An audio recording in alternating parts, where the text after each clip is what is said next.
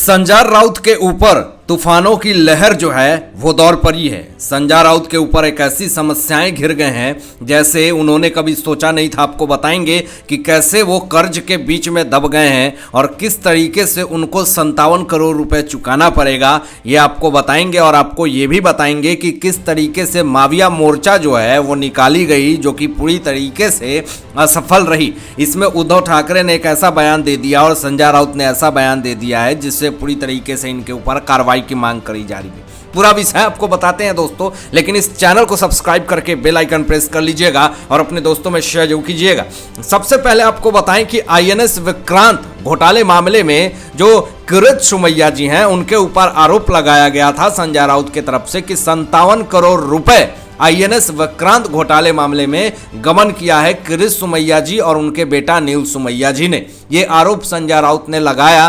तो यहाँ पे आपको बताएं कि मुंबई पुलिस जो है वो जांच करती है और मुंबई पुलिस जब जांच करने बैठती है तो फिर इसमें कोई भी सबूत इकट्ठा नहीं हो पाता है, कोई सबूत नहीं मिलता है किरीट सोमैया जी के खिलाफ कि उन्होंने आईएनएस विक्रांत घोटाले में 57 करोड़ रुपए का गबन किया है। यहाँ पे कोर्ट ने भी खरी खोटी सुनाई संजय राउत को और कोर्ट का समय बर्बाद करने के लिए इनके ऊपर भी कहीं ना कहीं अब जो है वो मामला दर्ज होगा। अब आपको ये भी बता दें कि किरीट सोमैया जी ने साफ तौर पे ये कहा कि बदले की भावना की गई है और संजय राउत जो हैं वो मुझे फंसाने की कोशिश कर रहे थे। और कहीं ना कहीं दोस्तों संजय राउत ने जो आरोप लगाए वो पूरी तरीके से निराधार है।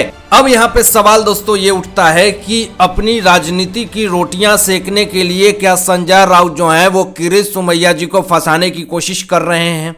क्या संजय राउत अपनी राजनीति को चमकाने के लिए किरीट सोमैया जी को बदनाम करने की कोशिश कर रहे हैं? संजय राउत के पास कोई सबूत नहीं था, फिर भी इन्होंने किरीट सोमैया जी के ऊपर आईएनएस विक्रांत घोटाले मामले में इन्होंने केस दायर कर दिया कि 57 करोड़ रुपए इन्होंने गबन किए हैं। अब सवाल यहाँ पे ये उठता है और मांग करी जा रही है बीजेपी और शिंदे सरकार के तरफ से कि संजय राउत के ऊपर जो है वो मानहानि का केस दायर होना चाहिए और ये किरीट सोमैया जी संजय राउत के खिलाफ ये मानहानि का केस दायर करें, क्योंकि इन्होंने जो आरोप लगाया कि 57 करोड़ रुपए आईएनएस विक्रांत घोटाले में इन्होंने गबन करी है, तो ये 57 करोड़ रुपए जो है वो संजय राउत को देने पड़ेंगे। क्योंकि यहाँ पे पूरा मामला जो है वो ये निकल रहा है कि इन्होंने संजय राउत ने किरीट सोमैया जी के इमेज को खराब करने की कोशिश करी, उनके राजनीतिक करियर में फोड़ा बने, कंकर बने, पत्थर बने। और आपको ये भी बता दें कि किरीट सोमैया जी की पत्नी मेधा सोमैया जी ने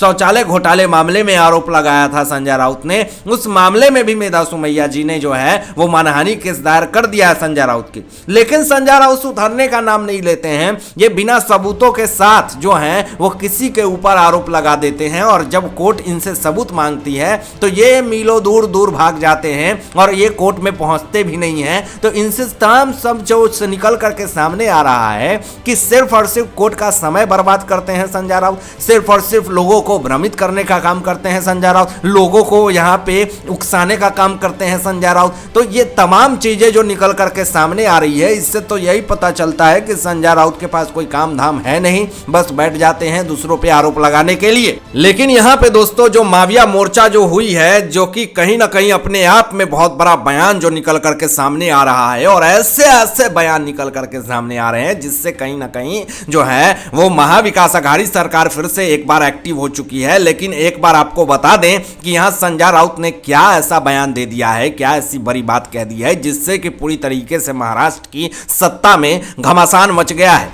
यहाँ पे संजय राउत ने यह कह दिया कि शिंदे और फडणवीस की सरकार जो है वो फरवरी का महीना नहीं देखेगी। ये संजय राउत की चेतावनी है। तो अब सवाल दोस्तों यहाँ पे ये खड़ा होता है कि क्या संजय राउत को ये पता है कि शिंदे सरकार और फडणवीस सरकार फरवरी महीने तक नहीं रहेगी? आखिर क्या सोर्स है संजय राउत का? आखिर किस बेसिस पे ये बात बोल रहे हैं? 5 महीने पहले भी जब शिंदे फडणवीस की सरकार बनी थी तो उस वक्त भी आदित्य ठाकरे, उद्धव ठाकरे और संजय राउत ये तीनों बोले थे और शरद पवार ने भी बोला था कि 2 महीने से ज्यादा ये सरकार नहीं चलेगी। अभी 2 महीने से ज्यादा हो गया, 5 महीने हो गए। महाराष्ट्र की जनता बहुत खुश है, हर एक गरीब खुश है, खुशियां मना रहा है, रोज दिवाली मन रही है। और आज ये बात कह रहे हैं संजय राउत की ये सरकार फडणवीस की और शिंदे की सरकार फरवरी महीने तक नहीं रहेगी। ये कहीं ना कहीं अपने आप में दोस्तों यहां पे विधायकों को भ्रमित करने का काम किया गया है, लेकिन ये सब करने से कोई फायदा नहीं होने वाला है। आपको आगे बताएं कि एमवीए यानी माविया मोर्चा में अबू आजमी ने कहा कि महापुरुषों का अपमान बर्दाश्त नहीं करेंगे। जरा बताएं, आप अबू आजमी को बताना चाहेंगे कि कौन महापुरुषों की बदनामी कर रहा है,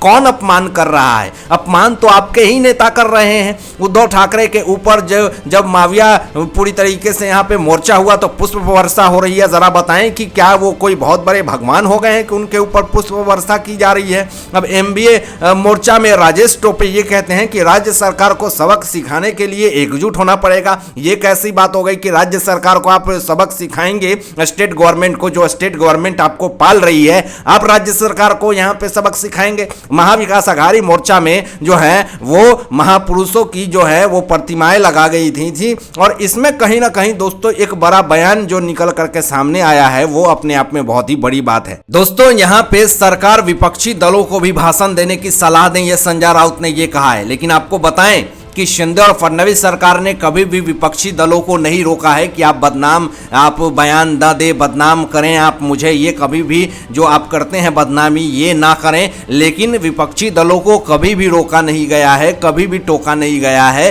कि आप जो हैं वो बयान न दें। बयानबाजी और कौन रोक सकता है संजय राउत को? ऐसे ऐसे तमाम भड़काऊ बयानबाजी तो संजय राउत ने दे रखे हैं, आखिर उनको कोई रोक सकता है क्या? ये तो अच्छे आदमी का भी बीपी हाई करवा दें। ऐसी ऐसी बयानबाजी देते हैं, ऐसी ऐसी बातें बोलते हैं जिसको सुन करके इंसान जो है वो ताजुब होता है कि ये संजय राउत ने नहीं कहा होगा। लेकिन संजय राउत ऐसी ऐसी बयानबाजी देते हैं, ऐसी ऐसी बयानबाजी देते हैं जिसको सुन करके अच्छे अच्छे आदमी का बीपी हाई हो गया।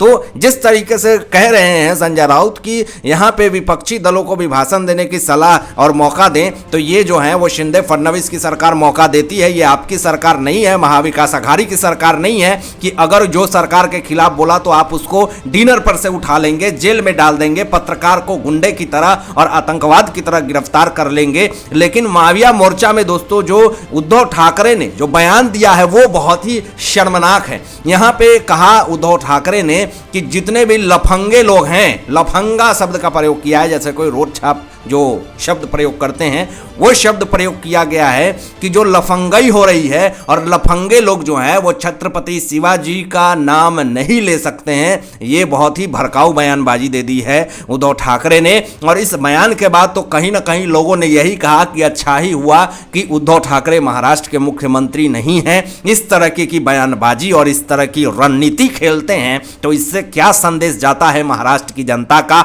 और इससे क्या संदेश जाता है इस पूरे भारत देश में कि महाराष्ट्र की कैसी राजनीति हो रही है। अब आपको यह भी बता दें कि महाविकास अघाड़ी जो है वो कहीं ना कहीं अपनी सरकार को बनाने के लिए पूरी तरीके से जो है वो एकजुट हो गई है। और आज आपको बता दें कि जो मार्च हुआ है, माविया मार्च जो हुआ है, इसमें साफ तौर पे संजय राउत ने यह कहा है कि जो शिंदे फडणवीस की सरकार है उसको गिराने के लिए ये पहला कदम उठाया गया है। लेकिन दोस्तों ये पहला कदम और आखिरी कदम लगता है जिस तरीके से ये माविया मोर्चा पूरी तरीके से असफल रही।